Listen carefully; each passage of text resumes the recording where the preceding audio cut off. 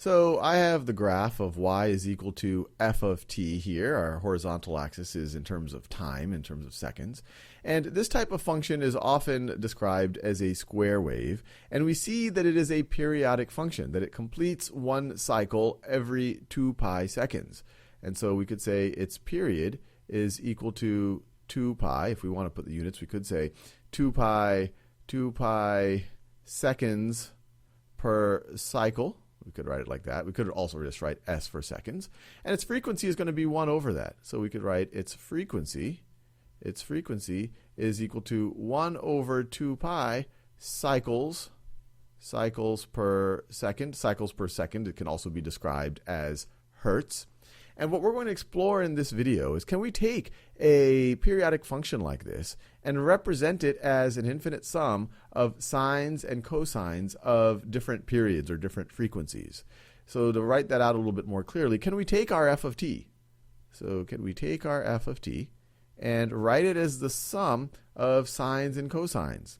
So can we write it? So it's going to be some, let's say, baseline constant. That'll shift it up or down.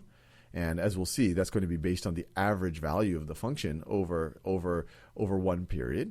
So a sub 0. And then let's start adding some periodic functions here. And so let's take a sub 1 times cosine of t. Now, why am I starting with cosine of t? And I could also add a sine of t. So plus b sub 1 plus b sub 1 of sine of t. Why am I starting with cosine of t and sine of t?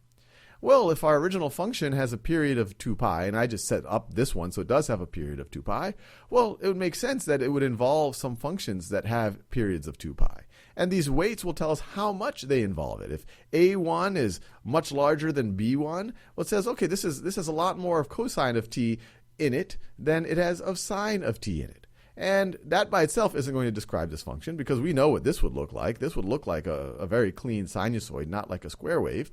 And so what we're going to do is we're going to add sinusoids of frequencies that are multiples of these frequencies. So let's add a sub 2, so another weighting coefficient, times cosine of 2t.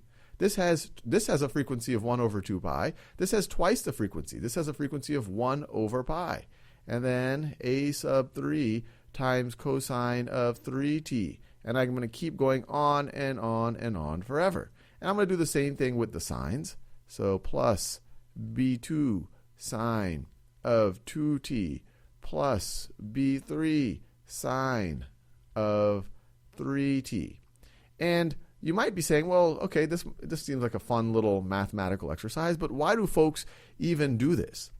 Well, this was first explored, and that they're named series like this, infinite series where you represent something by essentially weighted sines and cosines. This was explored originally by Fourier, and they're called Fourier Series. And they were interesting to him in the study of differential equations, because a lot of differential equations are easy to solve when you involve sines and cosines, but not as obvious to solve when you have more general functions, like maybe a square wave here. But if you could represent that square wave as sums of sines and cosines, then all of a sudden you might be able to find more general solutions to your differential equations.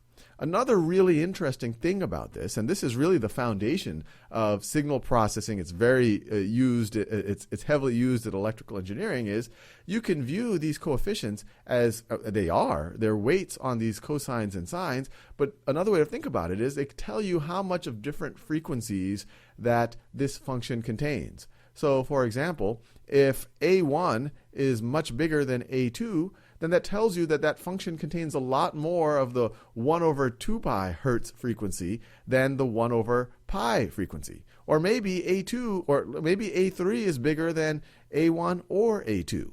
And so you can start to say, hey, this helps us think of a function not just in terms of the time domain, which f of t does, but it can start bringing us to saying, well, how much do we have of each frequency? And as we'll see with Fourier series and eventually Fourier transforms, that's going to get us into the frequency domain, where we can start doing some signal processing. So we're going to explore all of that in future videos. In order to understand how we can actually find these coefficients, we're going to review a little bit of our trigonometry, especially integrating trig functions, and then we're going to solve for these, and we're going to see how good we can approximate our function f.